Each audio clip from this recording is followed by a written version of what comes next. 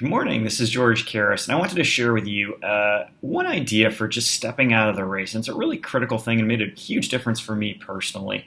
If you're anything like me, you probably had this experience where you are just working all the time and you feel like you have to be on every single second. And I know, for me, what it felt like was that if I wasn't on top of my inbox all through the day and all through the evening, something could come and it was critical, and it would just be bad if I wasn't there and wasn't available. And, and the reality is of the 100 or so emails a day I would receive, chances are in any given day, none of those were actually urgent. But within the course of a week or 2 weeks, there might be one that was absolutely critical and I had to respond to it sort of right away. And so it's like, well, what do you do? Because if you live in that world, right, when you're trying to even go to sleep at night, the phone buzzes and you're, up in adrenaline and what is it? And it turns out it was just, spam from somewhere else, right? So the key thing that you can do to really change this is what I would call experiments. So try some experiments, and experiments with control is what I'm talking about. And so, and this was tough for me, right? But when you go home from work, let's say you have an hour where you eat dinner. For that hour, like literally turn your phone off, or if that seems like too much, just put it on Do Not Disturb, flip it upside down, and throw it somewhere where you can't see it. And just try that experiment and see what happens. Chances are nothing will happen. You'll get no relevant email. And if that's the case, repeat the experiment another day. Do it again for a week. And what you'll find is that, generally speaking, these crisis emails don't come, but more than that, when they do come, the expectation wasn't really there that you would respond within the next 10 minutes or 3 minutes or whatever. The expectation was really something different. And so what you can do with this experiment is really apply it to a lot of different things. So, for me in the office, right, we had this great gym facility. I felt like it was very taboo to go use it. I never actually did end up using it. But, if that's something that exists for you, and it's of interest, like, go take a half an hour and see what happens if you use it.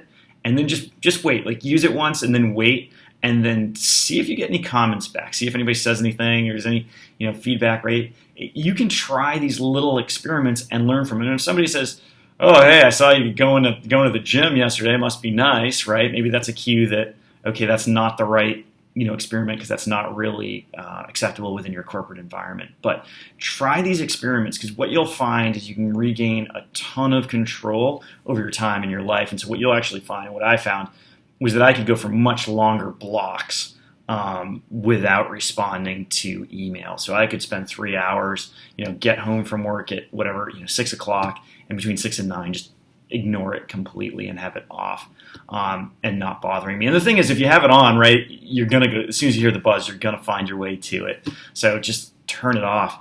But what I found is I could do that easily. And then what I would do is set the Do Not Disturb in my iPhone till like 11 p.m. till 6 a.m. And what that does is nothing will come through and buzz unless it's from a contact, right? So make sure the people that report to you directly have you their names and their cell phones as a contact. Make sure you have those you report to as contacts, and those will still come through. And once I did that, what I found was just one time, there was something urgent. Somebody reported to me, gave me a call. And, I had to get it, and the phone was there, and I got that. But I have ignored so many other emails and so many things that I thought were pressing that really weren't. And it gave me a real sense of control over my life and felt like things were going better. So my tip to you is regain that sense of control. Try some experiments, whether it's with your phone or going to the gym or going for a walk or taking lunch or not at your desk or whatever it is. But give it a try, see what results you get, see if there's any consequence, and if not, make that a change to your routine and really start sort of stepping out of that race and doing things in your own way.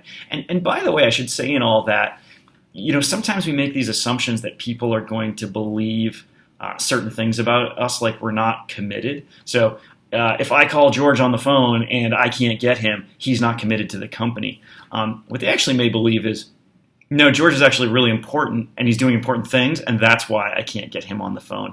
And the point is, like, the data point there is the same. You can't get, George on the phone. But the story that someone tells themselves, it might be he's really important instead of he's a slacker and doesn't care, right? And so try those experiments, see what happens, and implement them if they work in your life, and regain some control. Have fun.